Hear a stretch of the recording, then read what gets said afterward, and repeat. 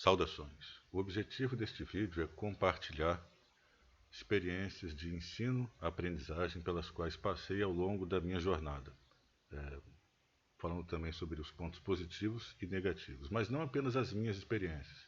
O vídeo não vai girar apenas em torno de mim.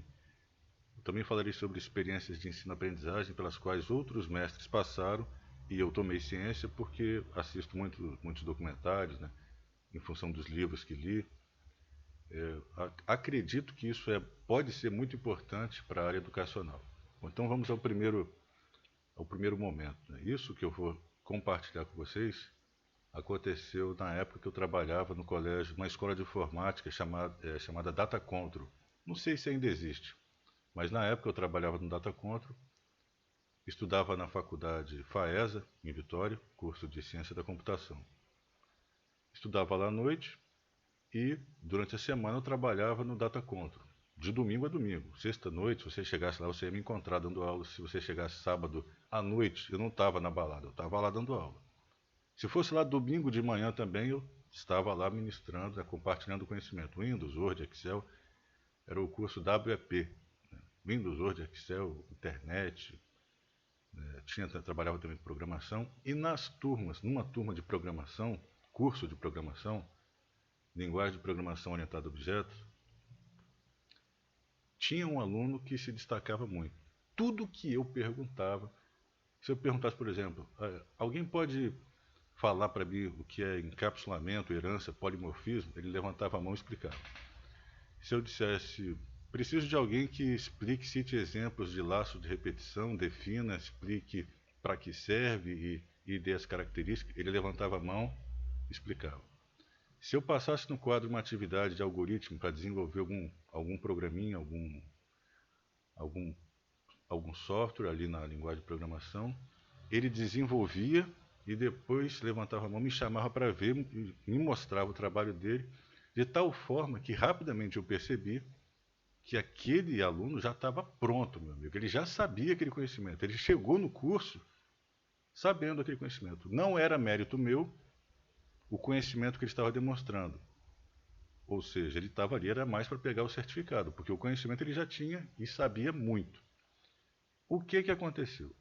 O tempo passou e, num dado momento, a minha superiora lá no Data Control me comentou comigo que estavam abrindo novas turmas de programação, estavam matriculando vários alunos e seria necessário mais um professor de programação. Ela imaginou provavelmente que eu ia falar de algum amigo meu da faculdade, alguém que eu conhecesse de algum curso de informática. Na mesma hora eu lembrei do aluno. Falei, tem sim, tem o aluno. Aí eu falei o nome dele. Ela falou, mas como, aluno? Ele é bom? Eu falei, não, ele é ótimo. Falei com toda sinceridade. Essa foi a minha postura diante daquela situação. Me deparei com um aluno que tinha um desempenho impressionante, sabia mesmo o conteúdo, e quando surgiu uma oportunidade eu direcionei para ele. O que a minha superiora fez? Falou, bom, tudo bem, mas ele é aluno, vamos esperar ele terminar o curso, deixa passar essa ambulância aí, está passando uma ambulância.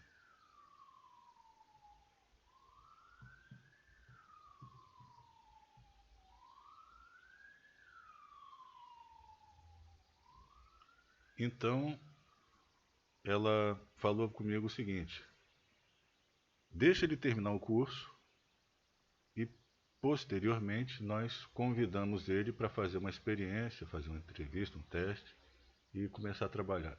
Enfim, terminou o curso, ele começou a trabalhar conosco. Muito tempo depois, já tinha até saído do Data Control e passou uma propaganda na TV sobre os cursos e eu vi ele lá, engravatado, igual a gente ficava, né, os professores ficavam todo mundo engravatado, fazendo a propaganda do curso. Fiquei muito feliz com isso, fazendo a propaganda ali do curso do Data Control. Então essa foi a minha postura diante dessa situação. Ao me deparar com um aluno de alto desempenho, surgiu a oportunidade, eu direcionei para ele. Agora eu vou te falar um outro exemplo. Essa foi uma situação positiva, agora eu vou te falar uma situação negativa pela qual eu passei, não como professor, mas como aluno, no ginásio, lá no Colégio Rodrigo Otávio, no Rio de Janeiro. A professora de inglês passou uma atividade, eu nunca vou me esquecer dessa história. Passou a atividade, ditado, E o que que nós tínhamos que fazer? O que que a turma tinha que fazer? Tinha que ouvir aquele ditado, escrever aquilo no caderno, depois pegar um dicionário e ir traduzindo aquilo tudo, né, para o inglês. Ia levar um tempo. Não tinha internet, não tinha smartphone, não existia o chat GPT. Você não podia dar um Google. Tudo tinha que ser feito no peito e na raça, pegando o dicionário, pesquisando, pegando o caderno, consultando ali aquelas palavras. Levaria um tempo. Então, quando ela acabou de ditar, eu cruzei os braços. Alguns alunos teve um aluno que pensou que eu não ia fazer nada, que era um preguiçoso, né? Pablo, você não vai fazer? Ele me perguntou. Eu falei, já fiz. Aí ele falou, como já fez? Se a professora acabou de digitar. Eu falei, sim, mas eu já terminei. Aí a turma toda veio na gargalhada, começaram a rir muito. Inclusive a professora. Depois que eles riram bastante, a professora me pediu que levasse o caderno até ela, e queria me desmascarar. Mostrar que eu estava mentindo, que era um preguiçoso. Né? Então fui até ela com o meu caderno, e ela constatou com um sorriso no rosto, ela tinha um sorriso no rosto, conforme ela foi lendo, constatou que eu já havia feito a atividade realmente. E pararam de rir. Como eu fiz aquilo? Bom, eu fazia um curso, eu estava estudando no Rodrigo Otávio, mas fazia um curso por fora, no CCA, Escola de Inglês, Idiomas. E minha mãe é professora de inglês e português, então a minha formação nessa disciplina foi muito forte. Como que eu fiz aquilo tão rápido? Eu ouvi ela falando em português e já escrevia tudo direto no inglês, de tal forma que ao terminar de digitar, eu também tinha terminado. Foi assim que eu fiz. Não precisei de Google, nem de ChatGPT, não existia isso nas escolas. ChatGPT não tinha sido inventado ainda. E qual foi a postura da educadora? Depois de rir, o que era até aceitável, compreensível. Parecia que realmente que eu estava mentindo quando disse que tinha terminado. Mas depois de constatar a verdade, qual foi a postura da educadora? Na aula seguinte, ela passou uma atividade semelhante. Mais uma vez, eu terminei instantaneamente junto com ela. Ela me chamou, viu que eu tinha terminado novamente. E qual foi a postura? Me deu um bloco de folhas grampeadas com uma tampa de caneta para me ir destacando. Uma espécie de punição. Essa postura é correta? Qual foi a minha postura diante do aluno de alto desempenho? Direcionei para uma situação positiva. Ela me passou uma punição. Vou dar mais um exemplo. Dessa vez, não um exemplo que eu vivenciei, mas sim um exemplo que outro mestre vivenciou, outro aluno vivenciou, e eu tomei ciência porque assisto muito documentário, assisti muitos documentários ao longo da minha vida, li muitos livros. Isso aconteceu no milênio passado.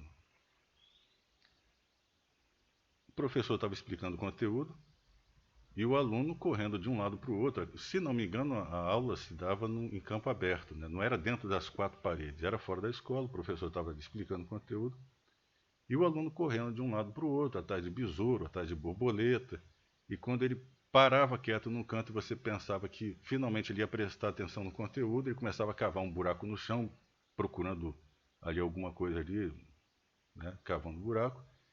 O aluno percebeu esse comportamento, passou para outros profissionais da escola que chamaram o pai do aluno para conversar e falaram, olha, o aluno é disperso, não presta atenção, e o senhor vai precisar encontrar uma atividade para ele que seja fácil, porque hoje em dia se diria assim, é especial.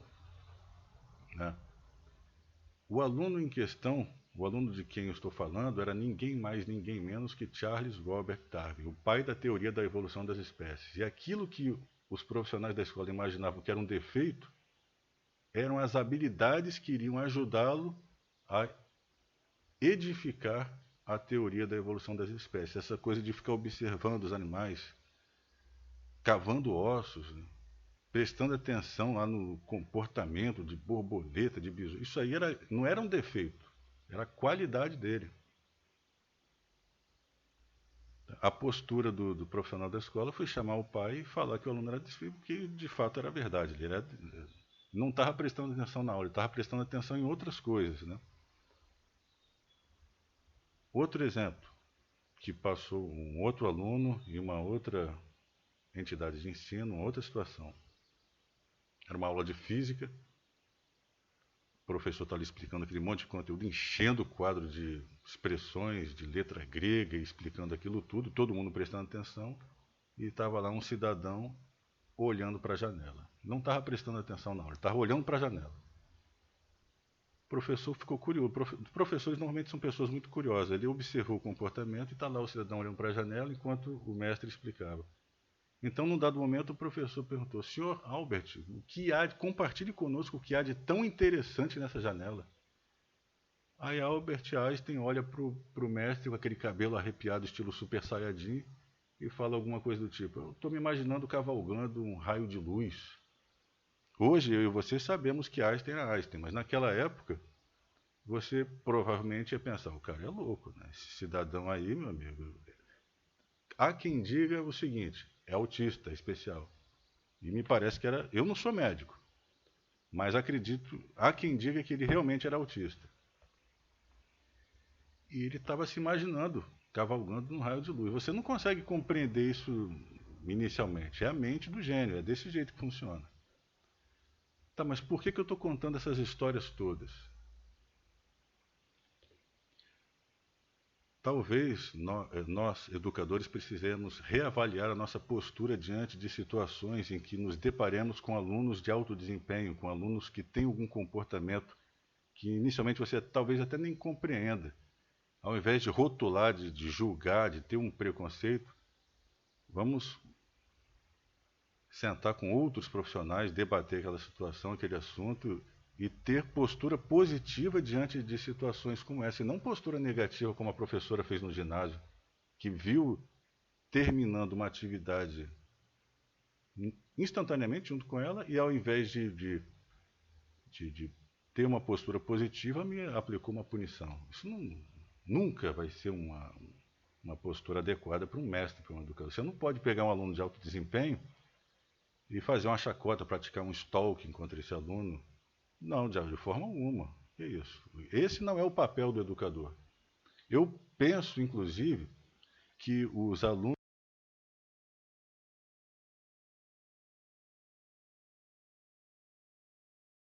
esses aí estão prontos.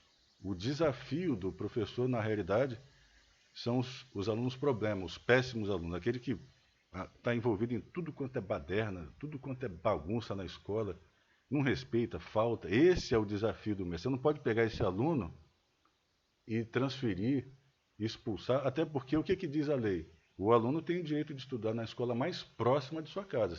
Aos meus olhos, você não pode pegar o aluno problema e expulsar ele da escola, como eu já vi acontecendo em alguns colégios pelos quais passei. Ele é o desafio. O aluno CDF está pronto, não vai te dar trabalho.